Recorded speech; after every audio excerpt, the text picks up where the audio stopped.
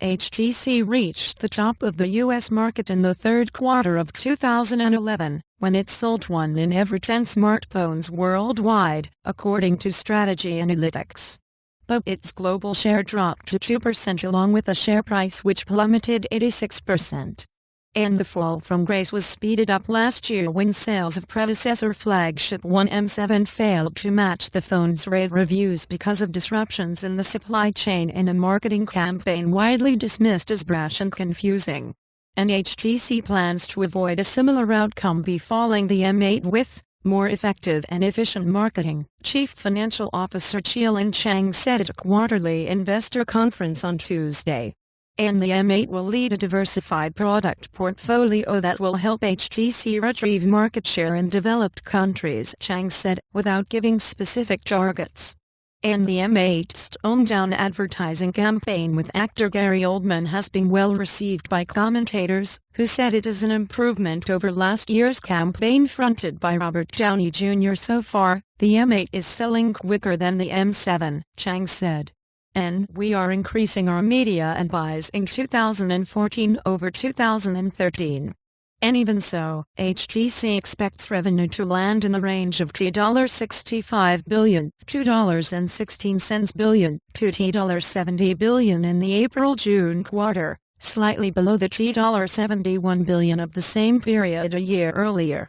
And that would nevertheless be about double the $33 billion booked in January-March, when ineffective marketing and weak M7 sales contributed to a net loss that was wider than analysts estimated at $1.88 billion. And the first quarter finished in March with HTC ending 28 months of on-year sales declines. HTC logged another sales rise in April, indicating strong shipments of the M8, which was released in late March around a year after the M7. And the start bodes well for the second quarter, which Chang said is likely to see HTC return to profit, helping the company break even in the first half or even end in the black.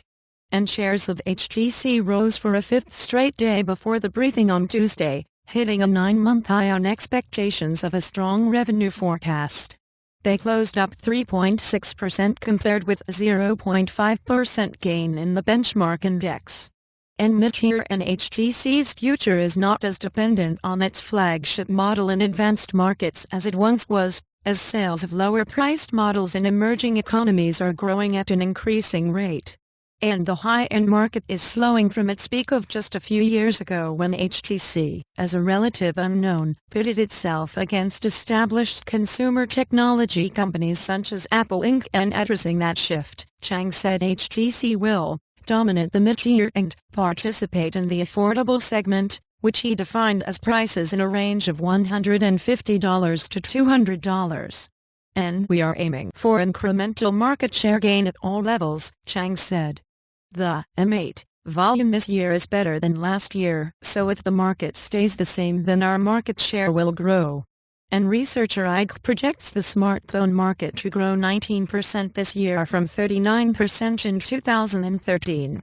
And editing by Christopher Cushing.